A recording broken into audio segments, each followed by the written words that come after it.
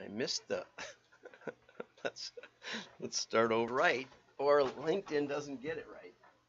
And I don't have my coffee. Should have taken a minute to get it right. You know, if you know me well, you know that I'm always working on something. And so far, it's just loading now. Hopefully, I'll have just a little 1 second one, or maybe not even anything on the on LinkedIn. This is what I do to get LinkedIn to have a have an image on the and test the sound. Okay, and here we go. 5, 4, 3, 2, 1. I'm John Miglosh for the WDMA. We're going to be talking about men, women, gender, direct marketing today. That ought to be interesting. Okay, and to kick it off, we're going to go to this really interesting commercial that you probably won't see anywhere else. And so we'll get over to the YouTube, and that's a little bit misshapen here.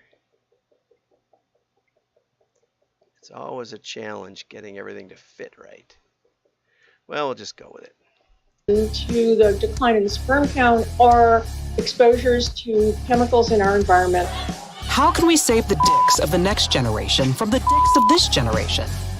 EcoHouse, a non-profit organization of action for sustainability, presents Extra, Extra, Extra Small, the world's smallest condom. The condom for the world's most toxic relationship. XXXS.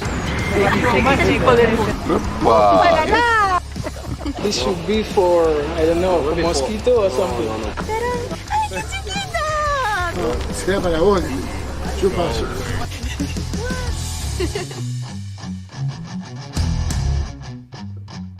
Learn how you can fight the world's biggest problem with the world's smallest condom at xxxscondoms.com. Okay, so this may not be an issue that you're familiar with, but as usual, we help you with that here at the WDMA. So apparently the development, let's call it, the genital development of both men and women has been affected by pollution. Okay, and it's a serious problem. And so what we're trying to do is emphasize the pollution as a possible, as one of the possible causes, probable causes of this serious situation. It's very serious, although this commercial is a bit lighthearted. And so, and so I applaud this effort, actually, because they're talking about real pollution. They're talking about chemicals in the environment. And unfortunately, in the article from Amy Houston, my friend Amy Houston, who always brings me the most interesting stuff, she says that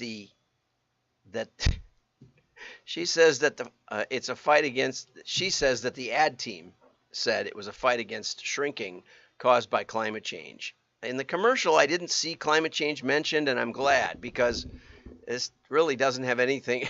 Christine, nice of you to comment. It really doesn't have. It's not climate change. It's pollution. It is the chemicals that are in our environment, and because we don't differentiate between climate change, CO2, and real pollution, we don't fight the stuff that really matters. And when it comes to pollution, size does matter. Okay, so here's another article. Stereotyping of women in ads is getting worse, by Jennifer Fall, deputy editor at Modern Marketing, but also coming to us by the brand, the Drum. Women are increasingly being shown in domestic roles rather than professional settings, according to new research. And it's a very in-depth, full of statistical stuff, article This is probably from the 50s, which shows the mom and the little girl in the father's arms, and you know, it looks like my daughter and her son and their oldest child. And here's what here's what I struggle with. We want to put a big X over this and say, this is evil, this is terrible. Now, I admit there's a lot of women, I have my oldest daughter, is a professional woman, marketing consultant, excellent at helping you streamline the systems in your business, just excellent at that. But, we've had long talks. She might prefer this. I think she would. She said, why did women trade this happiness for the frustration of working in marketing and working in the beating it out with everybody? Anyway, so the good news is that women are appearing more frequently in ads. Women are featured over the last 2 years 34% more than men. In fact, I was watching a YouTube channel yesterday, and he was explaining how frustrating it is, because he talked about, I think it was a disabled veteran, and he had a great cause, and they didn't do their usual YouTube thumbnail with some of the female crew. That he has a big sailboat, and they fly, and then they sail around the tropics, and so you can imagine that they have plenty of attractive women and attractive thumbnails. But he said when they featured a real cause that he cared about, that should get views, it only got half the views. And he said this happens over and over. Whenever he tries to take on a serious topic, he gets fewer views. And I don't know if that's a YouTube thing or that's just a human nature thing, that people are more inclined to click on that. I don't know. No one knows, I don't think.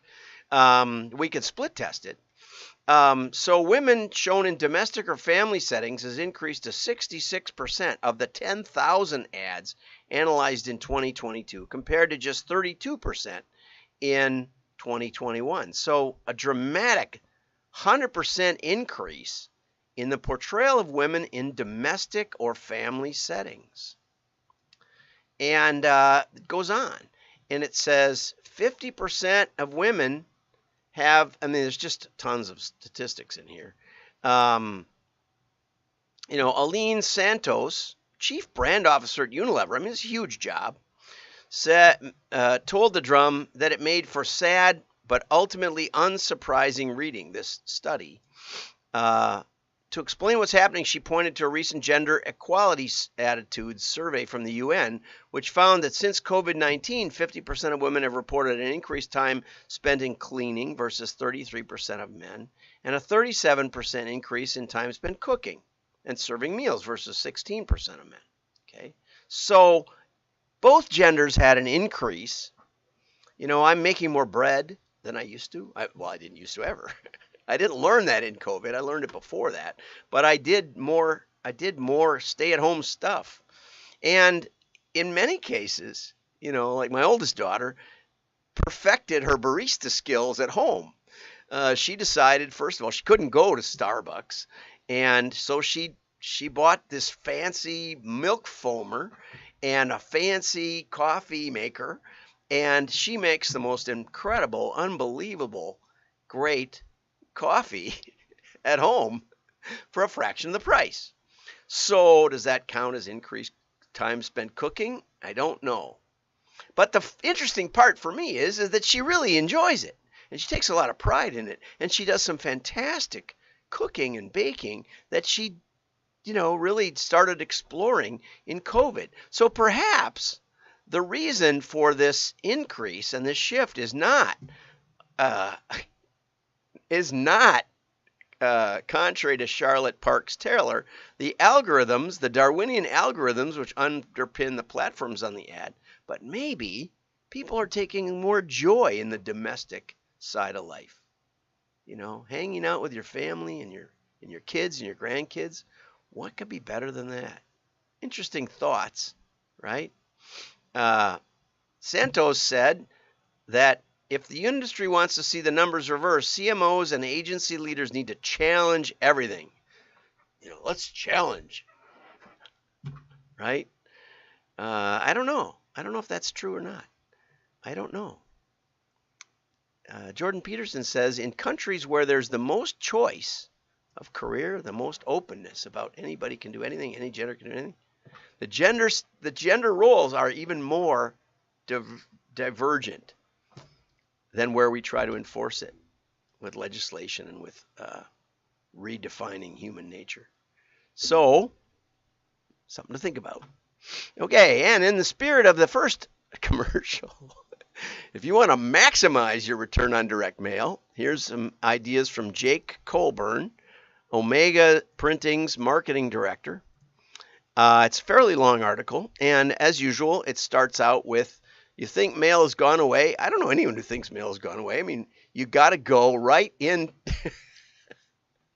Thanks, Christine. Awesome. I love to get comments because people don't believe this is live. They say, how could he do this? How could he just do this off the top of his head? It's impossible. No one could do this day after day. So comments prove that I'm really sitting here and making this up as I go. So thank you for that. So as usual, but there's still stuff in the mail. Every day I get more stuff in the mail. And, we did an article yesterday or last week about important looking mail. Here's an important looking mail. It almost looks like it just looks, that see-through window is great, but it's clear. It's, it's a nonprofit. It's science in the public interest, which I've never heard of. I don't know why they're mailing me. I don't know where they got the list, but anyway, let's go on. Let's talk about Jake's article. So, a lot of businesses advertise on Facebook. 78% rely on advertising via search engines and social media, but independent research, and you know how I love that. Jake, if you're going to put this in here, you need to put a link in. And since links do appear in PDFs, I'm guessing it's not there, or you could name it or something like that. But anyway, pay per click is getting more and more expensive, and oftentimes, if you're doing mailing, no, it doesn't. Yeah, I know. You can't really see whenever I do this stuff. It's a see-through window with yellow paper. And I wonder if they've tested that. I always wonder that. Red print on yellow, it's nice. It does look important. I have to say that contrasting color is awesome. It's something you can test if you use see-through envelopes. Anyway, so Jake says, identify your target audience as his number one step.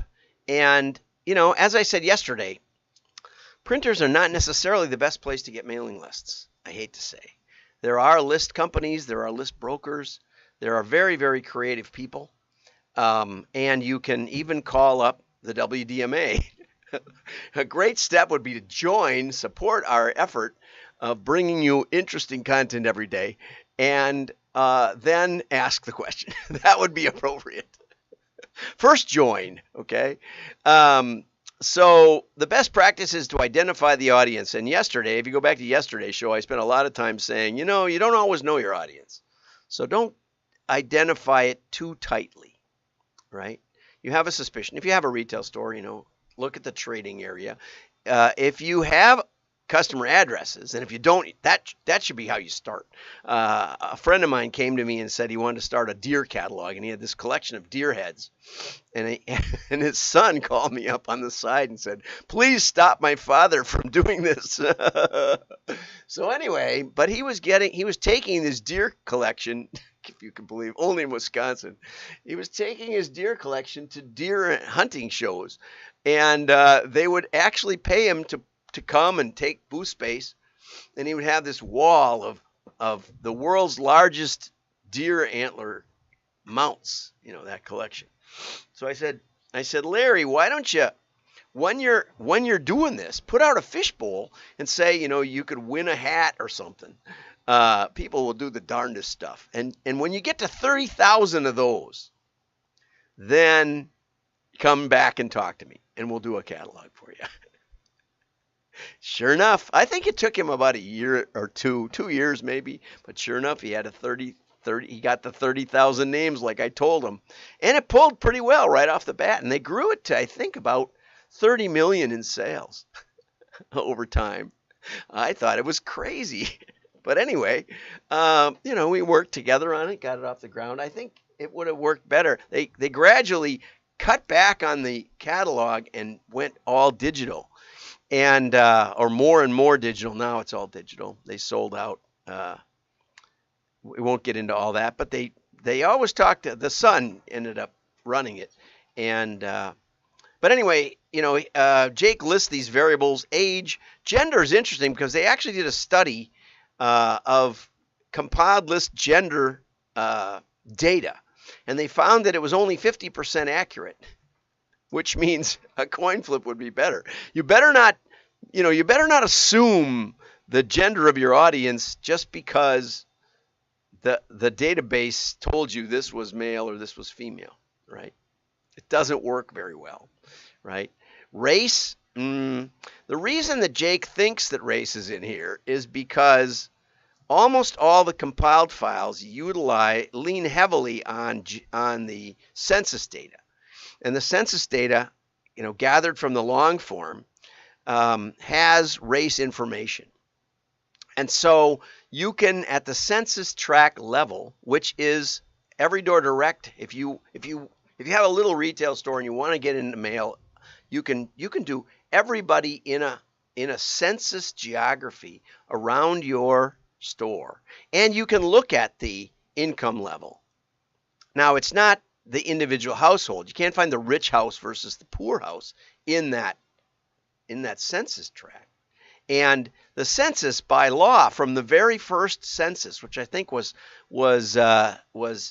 let's see, 1790 maybe, was designed so that you couldn't know the exact household value and income of any individual. And the problem was that the plantations in the South, had one rich guy, one rich house, and a lot of poor people. And so the South fought very hard for that. It had to include a certain number of households. It had to be a certain size so that it was not obvious how much value the plantation had on its own. Interesting. You may not know that. Anyway, but those numbers generally come from the census data. So when, we were all told, we know everything about you and we have this big database.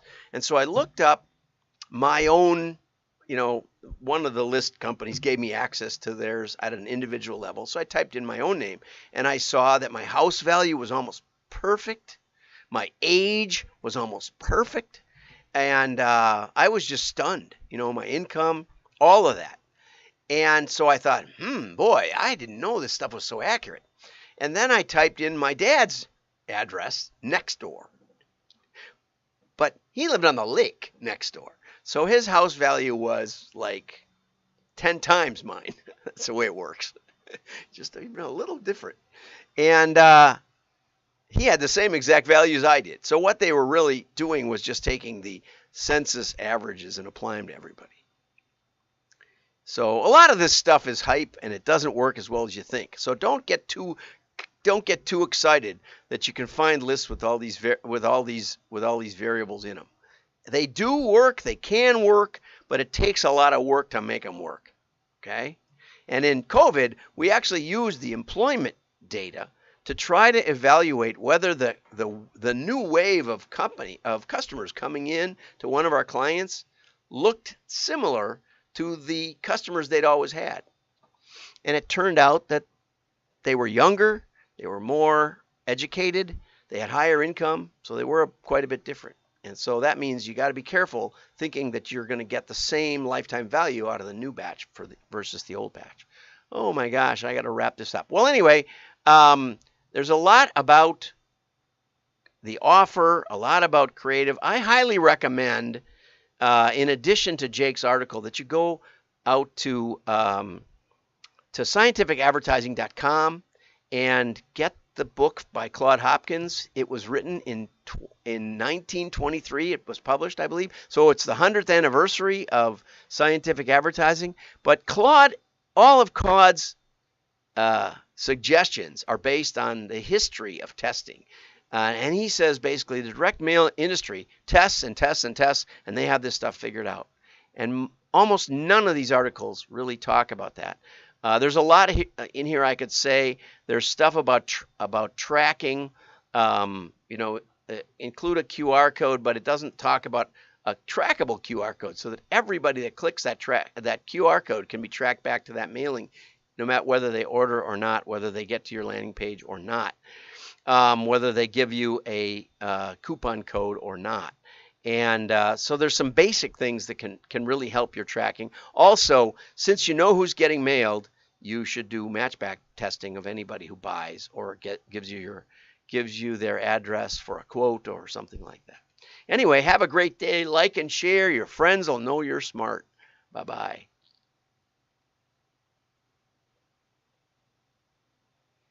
I always have to wait.